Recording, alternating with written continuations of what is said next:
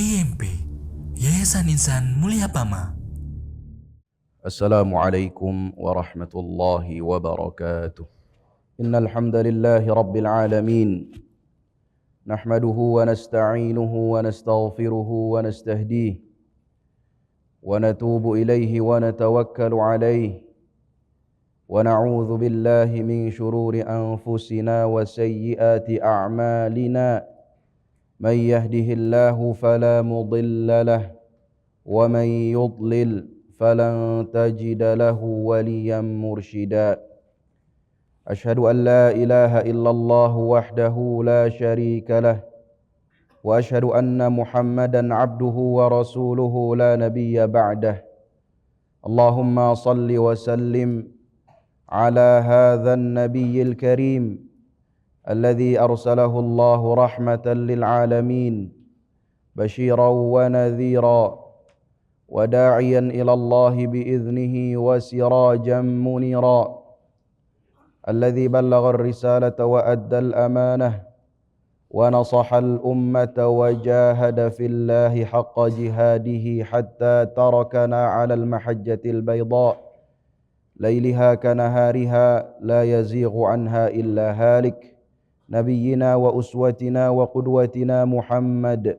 صلى الله عليه وسلم وعلى آله وأصحابه ومن سار على نهجه واقتفى أثره إلى يوم الدين.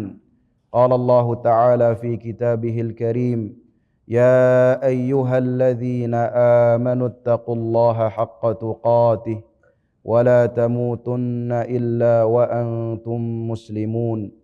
عباد الله أوصيكم ونفسي بتقوى الله وطاعته لعلكم تفلحون. Hadirin salat Jumat yang dimuliakan Allah, marilah kita berupaya untuk selalu meningkatkan ketakwaan kita kepada Allah Subhanahu wa taala, berupaya untuk menjaganya dan merawatnya, karena takwa adalah sebaik-baik bekal bagi hamba di kehidupan kelak. Wa tazawwadu fa inna khairaz zadit taqwa. Hadirin yang dimuliakan Allah, di antara kebiasaan dan tradisi para nabi dan para rasul, juga tradisi orang-orang saleh adalah banyak meminta ampun kepada Allah Subhanahu wa taala. Banyak beristighfar kepada Allah Subhanahu wa taala. Nabi Adam alaihi salam ketika beliau melanggar janji yang telah beliau ambil kepada Allah Subhanahu wa taala, yang mengakibatkan beliau diturunkan ke bumi bersama istri beliau Hawa, maka beliau memperbanyak taubat istighfar kepada Allah, dan istighfar beliau diabadikan di dalam Al-Quranul Karim. Rabbana zalamna anfusana wa illam taghfir lana wa tarhamna lanakunanna minal khasirin. Tuhan kami, sungguh kami telah berbuat zalim kepada diri kami. Jika engkau tidak mengampuni kami dan tidak merahmati kami, maka niscaya kami akan menjadi orang-orang yang merugi. Begitu juga Nabi Nuh alaihi salam, beliau banyak bertaubat kepada Allah Subhanahu wa taala, banyak beristighfar, dan istighfar beliau diabadikan di dalam Al-Qur'an. Rabbighfirli wa liwalidayya wa liman dakhala baitiya mu'minan wa lil mu'minina wal mu'minat.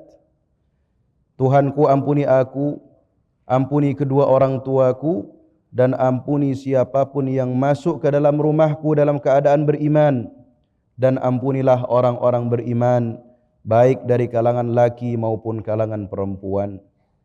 Nabi Musa alaihi salam juga banyak beristighfar kepada Allah, dan istighfar beliau diabadikan di dalam Al-Quran. Rabbi inni zalamtu nafsi faghfirli faghfaralah. Tuhanku, sesungguhnya aku telah berbuat zalim kepada diriku, maka ampunilah aku. Maka Allah pun mengampuni Nabi Musa. Dan begitu pula Nabi kita Nabi Muhammad sallallahu alaihi wasallam banyak meminta ampun kepada Allah, banyak bertaubat kepada Allah. Dalam satu riwayat disebutkan bahwa setiap harinya beliau beristighfar lebih dari 100 kali dan dalam riwayat yang lain 70 kali. Maka hadirin yang dimuliakan Allah, apalagi kita sebagai umat Nabi Muhammad sallallahu alaihi wasallam, dan kita belum mendapatkan jaminan syurga dari Allah Subhanahu wa taala, maka sudah selayaknya kita memperbanyak taubat kepada Allah, memperbanyak istighfar kepada Allah Subhanahu wa taala. Pertanyaannya, kenapa kita harus bertaubat kepada Allah? Paling tidak ada dua alasan yang kuat. Yang pertama, ketika dosa-dosa kita tidak kita taubati, maka dosa-dosa itu akan menjadi titik hitam di dalam hati yang menutupi hati kita. Rasulullah sallallahu alaihi wasallam bersabda, "Idza aznaba al-'abdu dzamban nukitat fi qalbihi nuktatun sauda." Jika seorang hamba mengerjakan satu dosa, maka akan dititikkan di hatinya satu titik hitam. Fa in taba wastaghfara saqula minha. Kalau dia bertaubat, beristighfar kepada Allah, maka hatinya akan kembali bersih.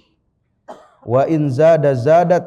Tapi kalau dosanya dia tambah, maka titik hitam pun akan bertambah. Hatta yughallafa biha qalbuh, sehingga hatinya dipenuhi, ditutupi dengan titik hitam. Wa huwa ar-ran, itulah penutupan hati yang Allah Subhanahu wa taala singgung di dalam Al-Qur'anul Karim. Kalla bal rana ala qulubihim ma kanu yaksibun. Sekali-kali tidak, sungguh telah menutupi hati mereka apa yang mereka kerjakan. Hadirin yang dimuliakan Allah, apa akibatnya jika hati seorang hamba sudah ditutupi dengan titik hitam? Maka dia akan mengalami kesulitan-kesulitan. Kesulitan dalam hal apa? Kesulitan untuk bisa membedakan mana baik, mana buruk. Kesulitan untuk bisa membedakan mana benar, mana salah. Kesulitan untuk bisa membedakan mana zalim, mana adil. Kesulitan untuk bisa membedakan mana maslahat, mana madarat. Sulit karena hatinya sudah dipenuhi dengan titik hitam. Oleh karena itu, hadirin yang dimuliakan Allah, kita harus banyak bertaubat kepada Allah Subhanahu wa taala agar hati kita selalu bersih, hati kita selalu putih. Hati yang bersih lebih mudah untuk dekat dengan kebaikan. Hati yang bersih lebih nyaman dengan kebaikan, lebih mudah untuk diajak nyaman dengan kebaikan. Hati seseorang ketika bersih, maka dia akan dekat dengan kebaikan, lama-lama akan nyaman dengan kebaikan, dan lama-lama ada panggilan dari hatinya untuk mendakwahkan kebaikan itu kepada orang banyak. Sebaliknya, hadirin yang dimuliakan Allah, ketika hati seorang hamba hitam, banyak dosa yang tidak dia taubati, baik dosa kecil maupun dosa besar, apalagi dosa zalim kepada orang lain, maka dia akan condong kepada keburukan. Lama-lama dia akan nyaman dengan keburukan, dan bisa jadi lama-lama dia akan mengajak orang untuk mengerjakan keburukan-keburukan yang ia kerjakan. Maka jangan heran hadirin yang dimuliakan Allah, ada orang yang awalnya coba-coba melakukan maksiat. Maksiat yang kecil, tidak dia taubati. Lama-lama dia nyaman dengan maksiat tersebut. Lama-lama dia condong hatinya kepada maksiat tersebut, dan lama-lama dia mengajak orang untuk mengerjakan maksiat tersebut. Bahkan yang lebih parah, kalau sampai dia kenyang dengan maksiat tersebut. Ada orang yang awalnya coba-coba berjudi, coba-coba berzina, coba-coba minum khamr, lama-lama nyaman dengan halal itu, lama-lama mengajak orang untuk mengerjakan hal-hal tersebut. Orang yang sudah nyaman dengan keburukan apalagi sudah sampai taraf mempromosikan keburukan, biasanya hatinya tidak nyaman dengan kebaikan. Maka hadirin yang dimuliakan Allah, kita butuh banyak bertaubat kepada Allah agar hati kita selalu bersih dan hati kita selalu nyaman dengan kebaikan-kebaikan.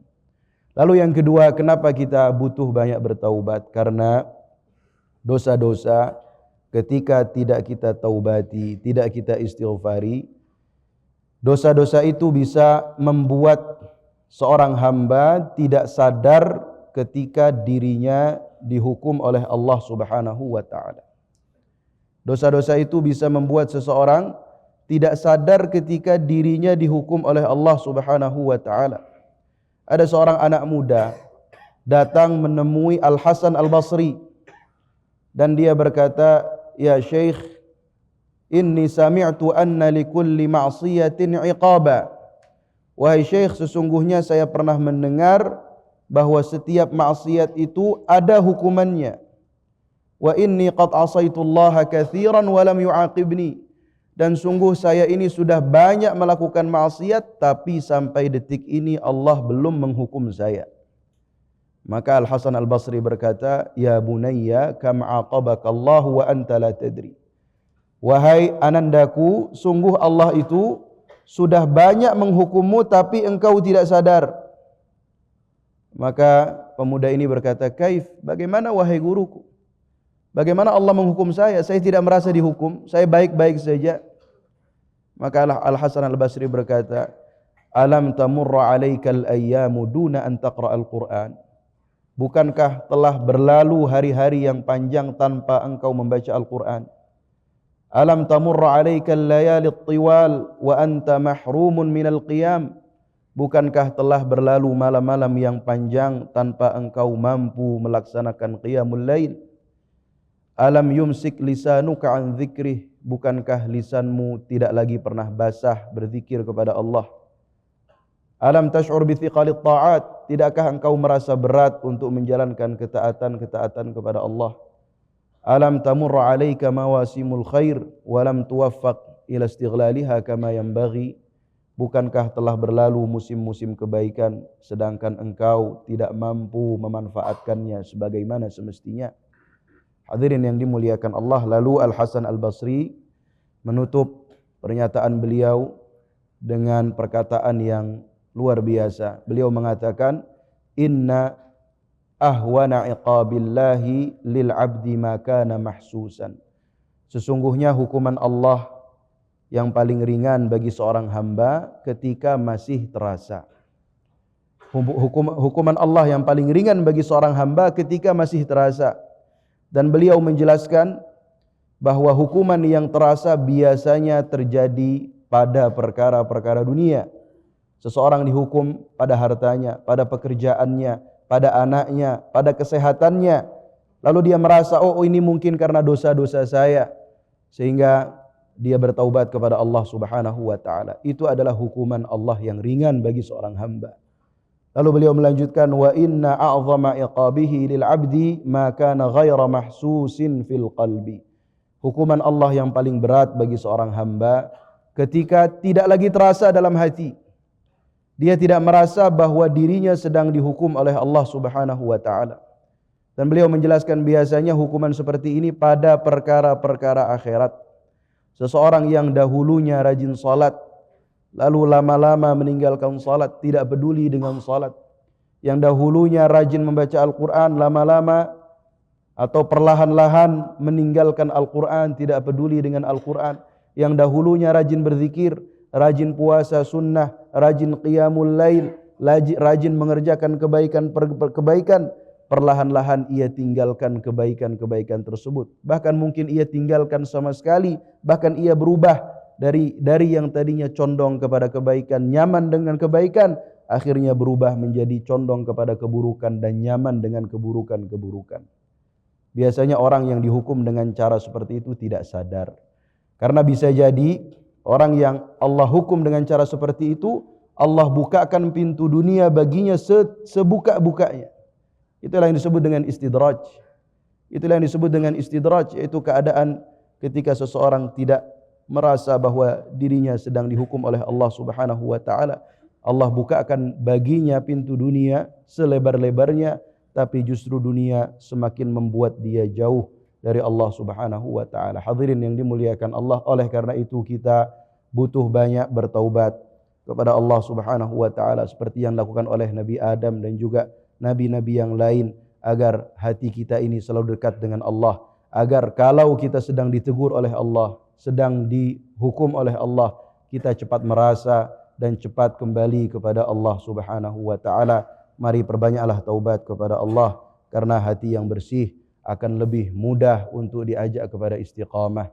Hati yang istiqamah lebih mudah diajak untuk mengerjakan amal-amal saleh, dan amal-amal saleh akan mengantarkan kita kepada husnul khatimah.